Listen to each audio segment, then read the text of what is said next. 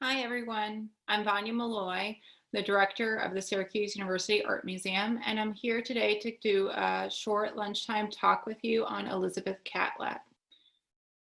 Now, for those of you who are SU students, faculty, and staff, you may have been in the museum, which is open to the SU community only at this moment, but you would have seen that this show, hold on one second, is that Elizabeth Catlett's work is part of this current show, Being Human, Portraits from the Permanent Collection. Now, we did do a Mirror this show, so it's also available online to all of you. And the advantage of the online platform is that due to social distancing, we didn't do extended label copy or chats on each work in the gallery. Instead, that's all online. So I encourage you all, if you're interested in this talk and this content, to go check out our virtual exhibition. The way that it's put together, which I think is very different for us, but also has a lot of new connections that are being made with the permanent collection, is that we took things that are objects that are portraits, and both in very traditional formats of figurative portraits, but also works that are abstracted or that are utilitarian or that wouldn't necessarily be viewed as a portrait, but in some ways represents someone's identity or a community identity. And put them in conversation with one another. So there are historic works next to contemporary and from different works from different cultures grouped together. And in many ways drawing out new conversations from the permanent collection. Now, let's see, before I get started, sorry, I'm like struggling with my PowerPoint a bit. Before I get started, I wanted to play for you a PSA announcement, which is about 6 minutes long. It's part of the Resist COVID Take 6 campaign, which is run or launched by artists in residence at Syracuse University, Carrie Mae Weems. The museum has partnered with Carrie Mae Weems on this campaign, which is very important. And I'll tell you a little bit more about that after the video. So I'm going to play that for you right now.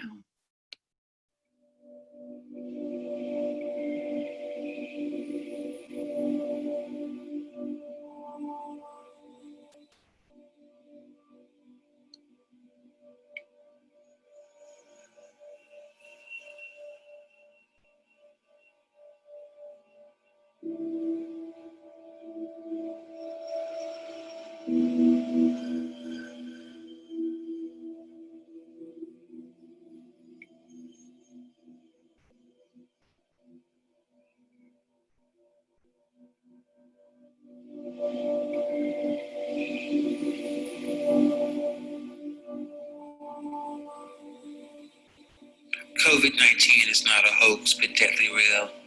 To date, there is no cure and no vaccine. Alcohol, garlic, UV light, sunlight are not cures or preventative measures. Bleach and hydrochloroquine are dangerous and should not be ingested or injected for any reason. And so as we await a safe vaccine against COVID-19, please protect yourself, those you love, wash your hands, maintain social distance, cover your face when out in public, and at all costs, if you feel sick, call your doctor, your healthcare provider, or your community healthcare center and demand to be tested.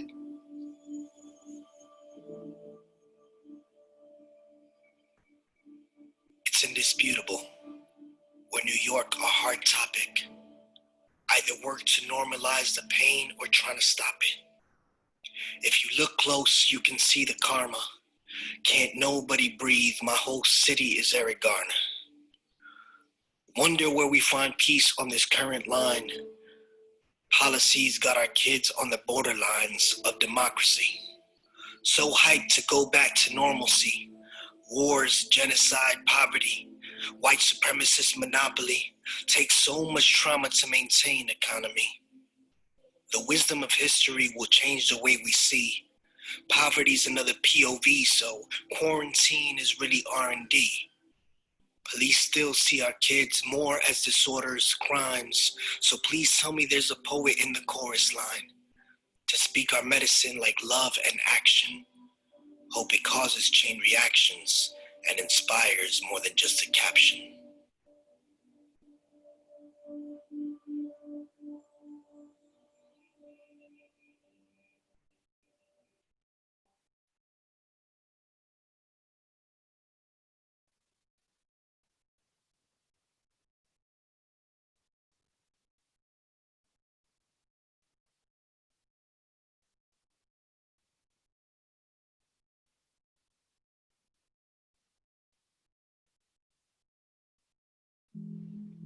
There are times when high rises and concrete give way to dreamscapes of dreams and heartbeats. Real people walking with wonder in hand and stories in throat, heartaches and high hopes. But when cops see kaleidoscopes of high crimes and homicide, they miss the sunrise, witness within my mama's eyes.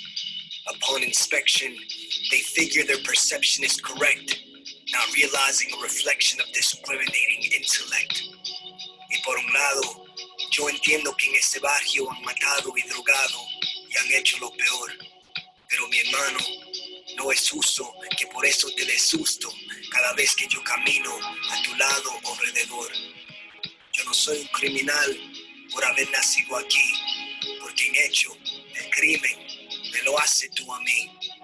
Every time you racial profile or prejudge by my demeanor, baggy pants or being black or browns, never been a misdemeanor. And before you stop and frisk me and this interaction's over, Latino justice already told you, we are more than just a quota. Before you instill fear or take up both our precious time, remember El Puente and their message, my skin color's not a crime. This is more than just a poem, more than venting or me fuming. It's about our civil right to be perceived like we are human, not profiled or humiliated. It's the message you have served. This is courtesy, respect, and the protection we deserve.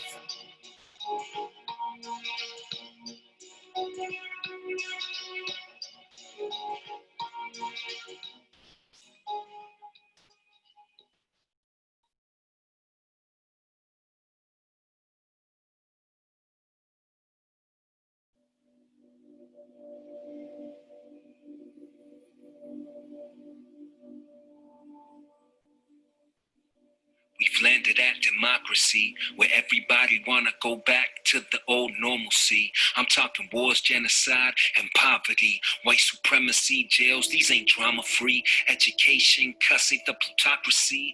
Gender violence, top, they monopolies. Man, I'm sick of the emotions, give me drama mean. You need lots of trauma to maintain the economy. They gave praise to the heroes who never asked to be one. Not enough disinfectant wipes, but they selling guns. Who be sanitized when it's all said and done? They'll give a stimulus to folks if this ain't enough fun, but that check's really a vote endorsement for Trump. Those who don't qualify, your life just ain't enough. We'll all be exploited and indebted for when the time comes into a grander depression never seen under the sun.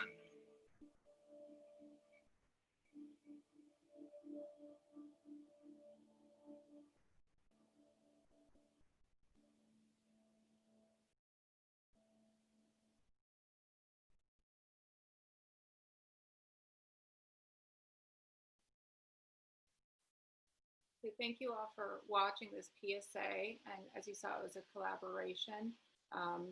And there, as I mentioned earlier, are many other elements to this campaign, in addition to the PSAs, which there's more of that you can see online. One is there's many posters that were designed by Carrie Mae Weems and that are distributed not just in Syracuse, but really her campaign has gone national in many different cities and museums across the country. This is from the foyer when you enter the Syracuse University Art Museum. These are some of the posters that we have on view, as well as the light box in front of the museum. But because we're closed to the public and just to the Syracuse, open just to the Syracuse University community right now, as is the whole campus, really restricted due to COVID and taking safety measures, we have also partnered with her to continue the sponsorship of signage on public buses in Syracuse. So for those of you in the Syracuse community, you may notice some of them. So take a look. This is one example that says, "Thank the workers of the world." You'll also notice, for instance, I don't know if you can see it, but I have a little button here that says COVID-19 is not a hoax. That's also another part of the campaign, and we have stickers as well. So if anyone is interested in getting some of this material, we are distributing it, and you can reach out to the museum directly at sur@syr.edu and let us know if you'd like some. Okay, so now to talk about Elizabeth Catlett, and I think it's a great segue because she really is, as I'll mention, an artist who's done a lot in terms of her work with being a social activist through her work. This is an installation shot of some of the works in the museum right now that are 3 of her prints. And this is an image of Elizabeth Catlett at work. She was both a printmaker and a sculptor. So there's so much, she had a very long and very successful career, and there's just so much to tell you about her that I think is interesting. So what I'd like to do is just kind of leave it on this image for a bit and just tell you just some biographical information for those of you who are like, I don't know who she is, tell me about her. So as you know, she was a Black American and Mexican sculptor and printmaker, and a long-time educator. That was like a really huge part of her work. And as you could see from this image, her work is figurative, but it also incorporates elements of abstraction. She was the youngest of 3 children, and both of her parents worked for the DC public school system. She was born in April of 1915, and very sadly, her father passed away just a few months before she was born. And that had a really big implication for her family because both her parents were educated and, in the school system, but because of that, without her father's support, without him being alive, her mother was put in a position where she struggled with the family financially and had to take on many different jobs, additional jobs, to be able to keep them afloat. And despite all this, Elizabeth Catlett developed an interest really early on in the arts. She later recalled how one of her first memories that really fascinated her was a wood carving of a bird that her father had made that she found as a kid. And even in high school, she studied art. She went to Washington's Dunbar High School and graduated in 1931. She attended Howard University for college right after high school and graduated cum laude with a bachelor's in science of art in 1935. It's, I think, important to note, though, that she was admitted to Carnegie Institute of Technology, and it appears from what I've read that was her first choice, but very sadly and frustratingly was refused admission when they discovered she was Black. And many years later, in 2008, so much more recently, the university tried to address this wrong, in part by giving her an honorary doctorate from Carnegie Mellon University, and also giving her a solo show at the Campus Art Museum. To show, to acknowledge what an important artist she is today. And certainly she is one of the most important modern artists of our time. So at Howard University, back to her being in college, she studied art history, and there she was exposed to a lot of really important artists, but not just through the faculty, but through who she met. But as far as who she studied art history with James Herring, design with Lewis Jones, printmaking with James Wells, and painting and life drawing with James Porter. And that James Porter was important because she really credits him and her life as introducing her to the discipline it requires to be a really successful artist. After teaching for 2 years, sorry, that didn't make any sense. After her schooling, she went to become a teacher in the public school system in Durham, North Carolina. And I lived in Durham my whole childhood too. And, she was very frustrated with the fact that being a Black teacher, she didn't get paid the same amount, and that her rights weren't the same. So she actually was an advocate for equal pay, and participated with Thurgood Marshall who was then just an attorney, but of course later became a Supreme Court justice, to lead an effort to gain equal pay for Black teachers. That ultimately was unsuccessful. And after that, she decided to go to graduate school at the University of Iowa. Now, you might say, why Iowa? She didn't have a connection to there, but it was because she really loved the work that you're seeing here of Grant Wood. And this is, of course, a very famous painting, American Gothic, he did in 1930, not in our collection, but at the Whitney Museum of American Art's collection. And she wanted to study painting under him. And very soon after, though, she also met another artist who was a professor there, who she also studied with, named Harry Edward Stinson. And this is a work by him called Black Hawk from 1934, also not in our collection, but he was a sculptor. And somehow very quickly she realized that she wanted to study with Grant Wood, but she didn't want to study painting. She wanted to be a sculptor. And that worked out okay. Actually, Grant Wood was very supportive and they made that work. The other important thing to note was there at the University of Iowa was she was allowed as a Black woman to be a student. She wasn't allowed to live on campus in the dorms. So she was forced to rent a room off campus. And this becomes important later on and something I'm going to talk to you about, because that's how she meets one of her roommates was Margaret Walker, who became a very successful poet and author. And they later, collaborated together on a work we'll talk about. But back to, Catlett wanting to be a sculptor. So Wood's mentorship, and we can go kind of back, go back to a picture of her so we can talk a little bit more about her. Even though she decided she wanted to be a sculptor, she still really felt that Grant Wood was her mentor. And he really helped her quite a bit in her development. She credits him a lot for that. She learned from him, she says, to pay attention to formal composition and to adopt a very regimented or kind of process of reworking an image. I'm having trouble speaking today, but using this approach of looking at an image and reworking it. And I think perhaps the most important thing she says that she got from him was that he told her that she shouldn't just be picking subjects randomly, but rather she should choose subjects that she felt, passion for, that she felt intimately familiar with, and something that that she wanted to advocate for. And for her, she thought about that and really gravitated toward depictions of African American women and children. And that's something that we do see in her work, that she does gravitate towards to depicting people that she feels passionately about and telling their story through her art. Now, she graduated in 1940, and she was just one of 3 students to receive the very first Master's of Fine Arts degree in sculpture at the University of Iowa. So it was a very new program, and she was the very first Black woman to receive the Master's of Fine Arts at the university. So that, again, groundbreaking in that way. And shortly, after graduating, she decided to move to New Orleans to work at Dillard University, where she taught drawing, painting, printmaking, and art history for 2 years, from 1940 to 1942.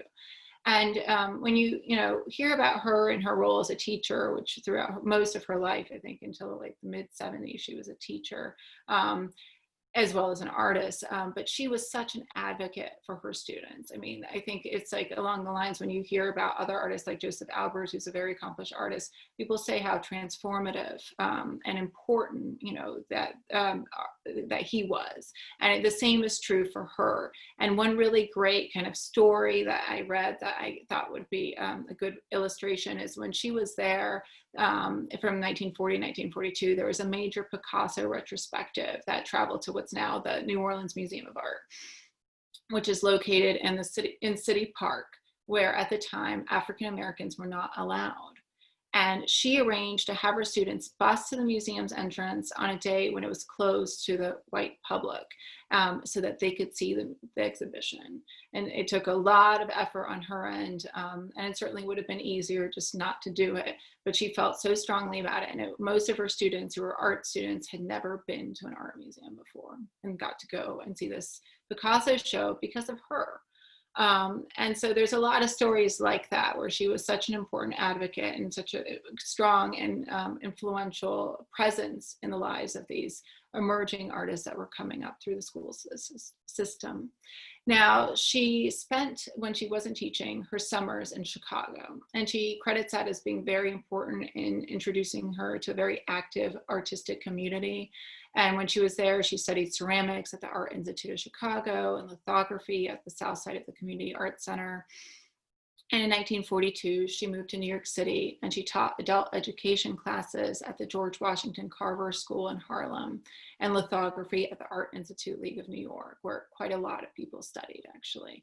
And, you know, in 1946, and I think this is a really important thing that, you know, informs the rest of her art, she applied, and she said she's motivated by her students to do this, to go to the Rosenwald Foundation Fellowship, to get that fellowship, which would allow her to travel to Mexico and study there. Because she had an interest in murals and graphic art produced after the Mexican Revolution. And she got the fund, and she decided, you know, I have to travel, because if I don't do it, I'm never going to go. And she went to Mexico in 1946 and spent a few months there, and decided, you know, I want to make this my permanent residence. So that's why, you know, she actually spent the rest of her life in Mexico. She died in Mexico.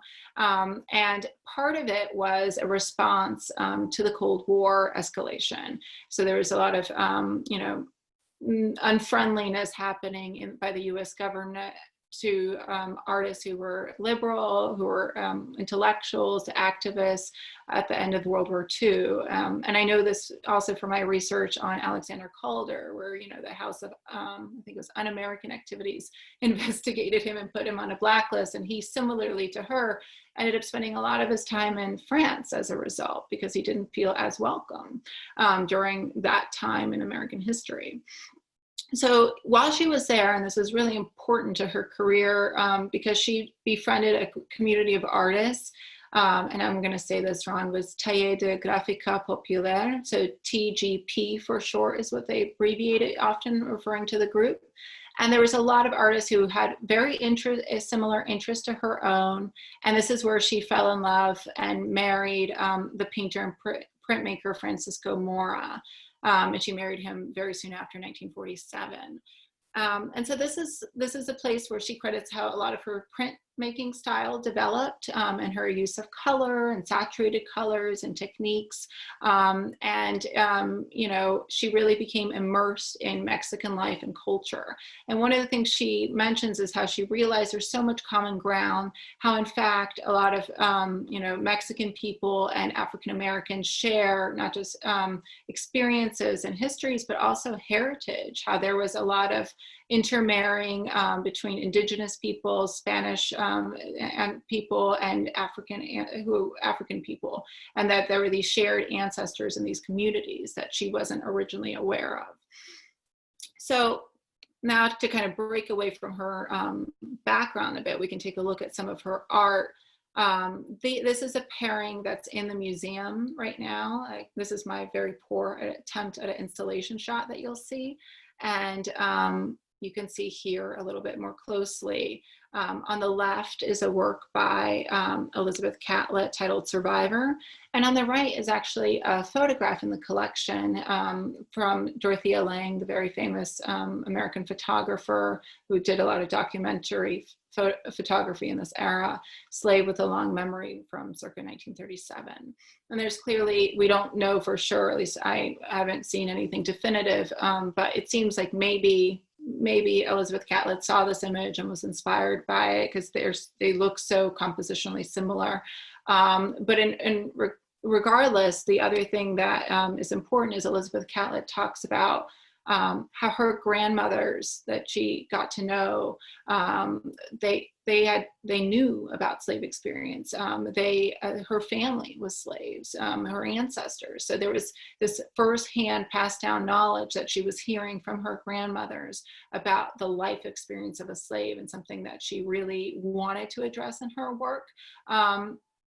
And because, of course, that's something she felt passionate about, that she had a connection to. And she, as you can see here, really depicted this woman who's titled Survivor. I think that too is like, tells you a lot about how she's trying to depict her as strong, as a dignified person, as someone that deserves our respect.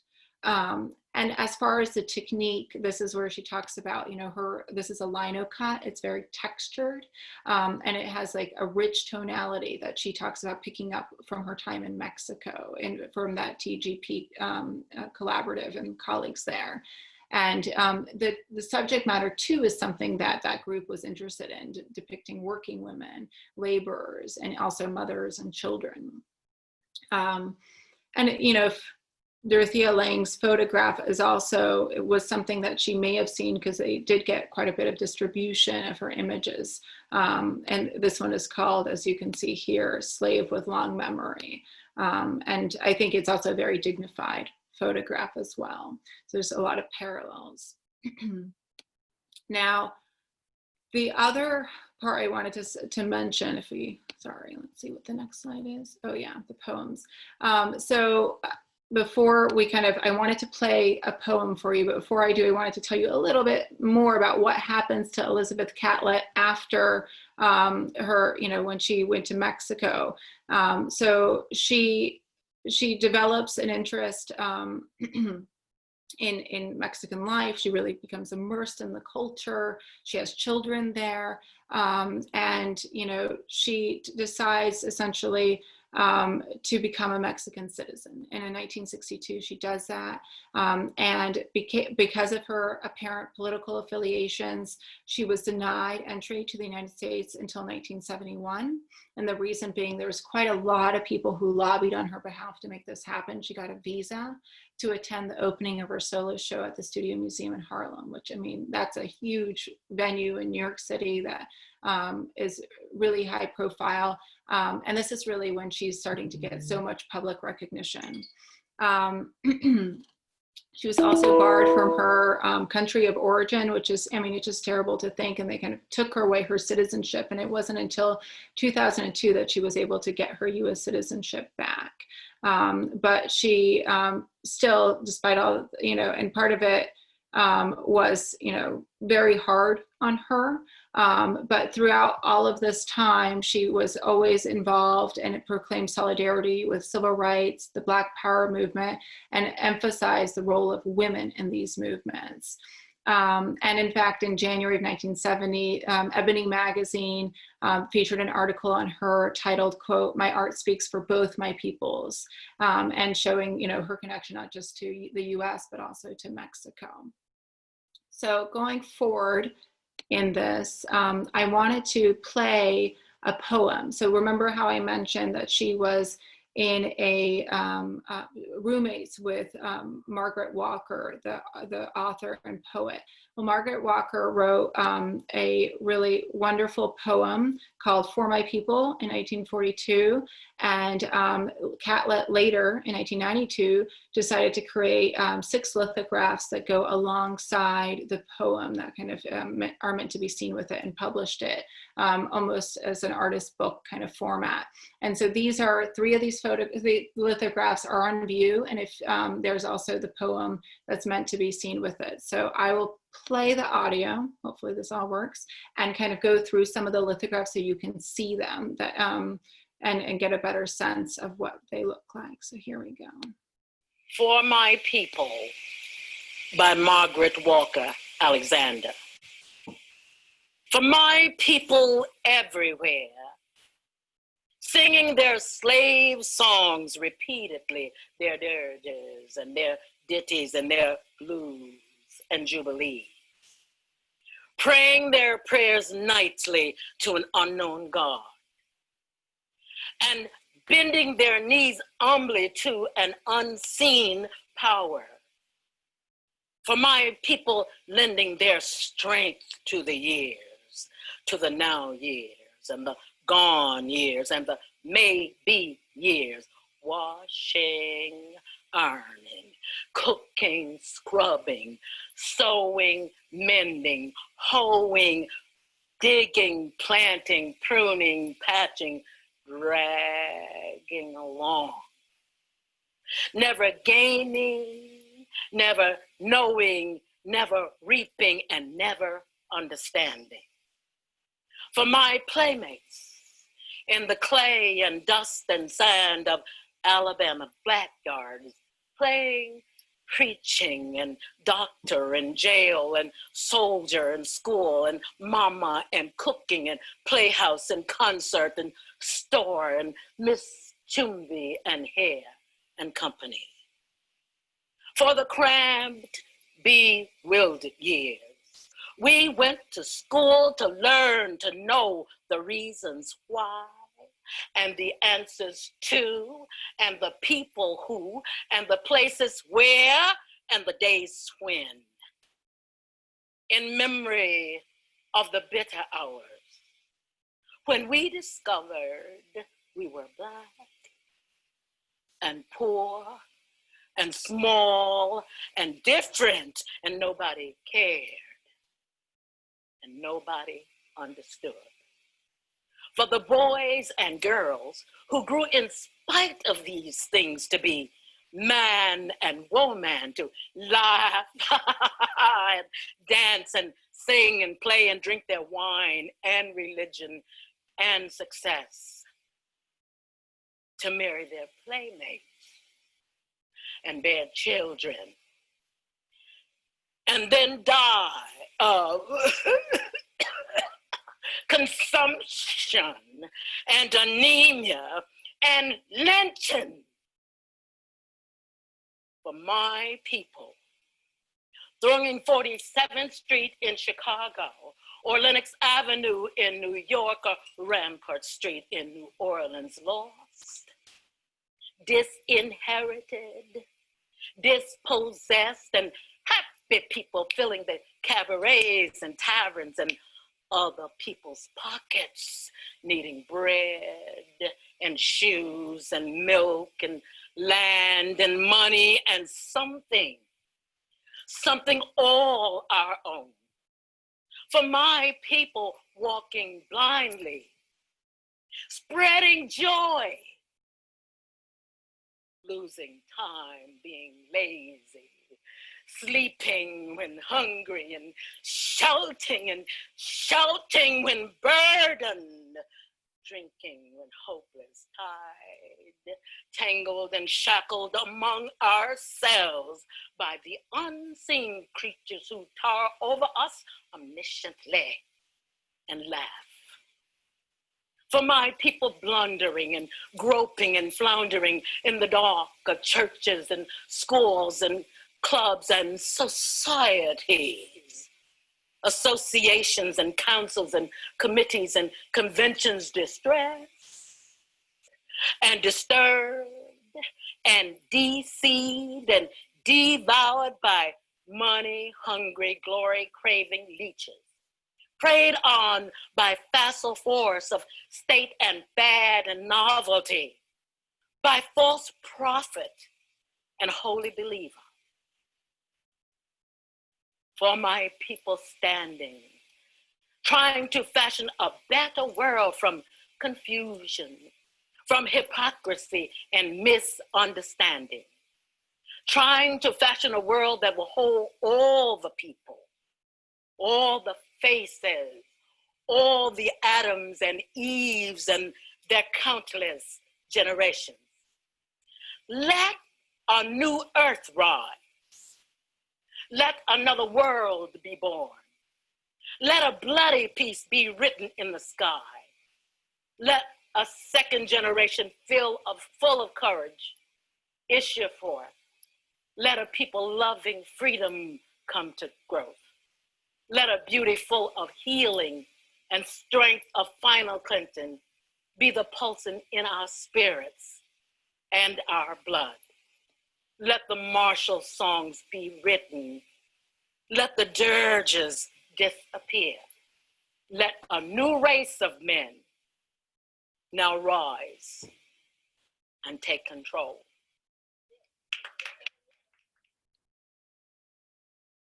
So you got a chance to hear the poem that was meant, that these lithographs are meant to accompany. And again, knowing that personal experience of how Elizabeth Catlett met Margaret Walker, because she wasn't able at the University of Iowa to be in the dorms, and then they lived together, I assume randomly, and befriended one another. So I think, you know, if you look at Elizabeth Catlett's work, in many ways, I mean, it's a form of social activism. And she believed it could raise awareness of injustice, expose abuses of power, and show possibilities for social transformation. She sought to bring awareness to the struggle of Black people in her art, especially in response to civil rights and segregation. And there's a quote I found from her, which I really love, and I want to end with. She said, quote, "I have always wanted my art to service my people, to reflect us, to relate to us, to stimulate us, to make us aware of our potential." So with that, I'd like to open it up to see if we have any questions from the audience. I'll stop sharing here so I could see. So if any of you do have questions, I'll be on for a few more minutes. You can ask me.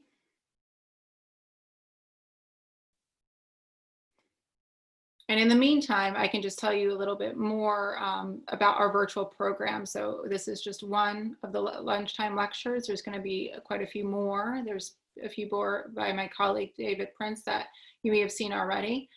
So I hope if you're interested that you'll tune back in. And there's a number of other virtual events that we're doing that aren't just in lecture format, that take on many other formats. So please do. There's going to be an artist workshop that we're doing with the Albers Foundation, where it's community and family friendly. You could do a leaf activity, and a number of other talks, one by contemporary artist Ivan Ford, which won't necessarily be a talk. I think he might be doing something with poetry, with SU.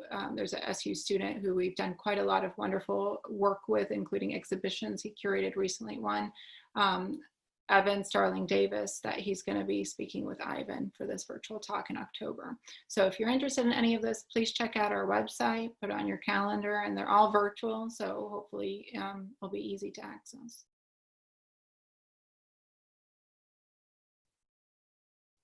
I'm looking, I don't see any questions, and that's okay. Maybe there are no questions. For those of you, who are interested in this material and the show, and seeing Elizabeth Catlett's more about her work, check out our website. The show is virtual. And like I mentioned, there are extended label copy for most of the works in the show. And I encourage you to check it out. There'll be another rotation of works, especially the works on paper. They're going to get rotated out for the spring semester. So there'll be more to see then as well. Okay. Well, if there's no questions, thank you all for joining. I really appreciate you being here for the talk, and I hope you enjoyed it. Thanks so much.